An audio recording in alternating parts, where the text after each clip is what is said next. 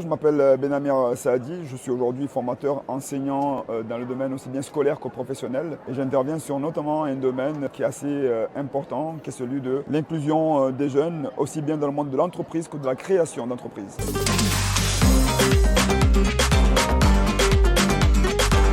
J'ai été invité au gym à intervenir dans une agora concernant l'inclusion des jeunes par Odile et Nadia et ce fut d'abord un grand plaisir d'échanger avec elles parce que ce sont des personnes qui sont assez investies et j'ai senti l'investissement en elles et c'est un sujet qui me tient à cœur. Je trouve que la gym notamment fait un travail formidable dans ce sens-là parce que sans la jeunesse, le monde de l'entreprise ne peut pas continuer à évoluer.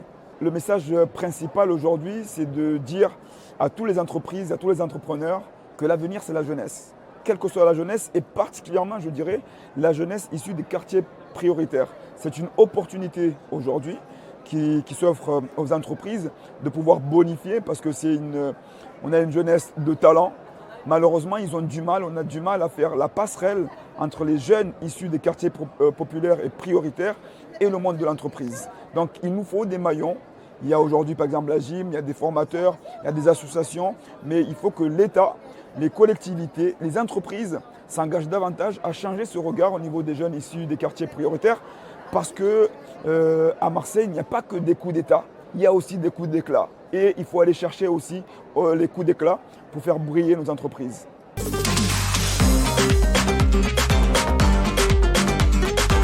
Il faut savoir que moi, je viens aussi des quartiers populaires. Il me tient à cœur de retransmettre, de redonner ce que j'ai pu recevoir.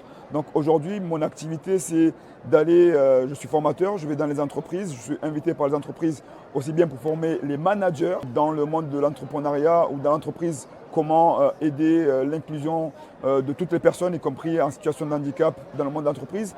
Mais j'interviens aussi auprès d'associations comme Eloquentia, pour donner la parole aux jeunes, parce que l'expression orale est une des clés pour pouvoir s'exprimer, pour pouvoir porter la voix de leurs revendications. J'interviens dans des structures comme les Déterminés, qui aident à la création sur une formation de 6 mois, à la création d'entreprises, à des jeunes qui ont des projets, qui ont des idées.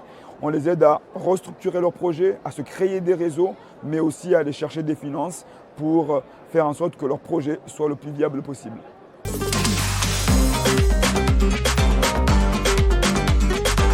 C'est vrai qu'on dit souvent que voyager forme la jeunesse. C'est vrai que lorsqu'on voyage, on voit qu'en France, on a un retard dans pas mal de domaines.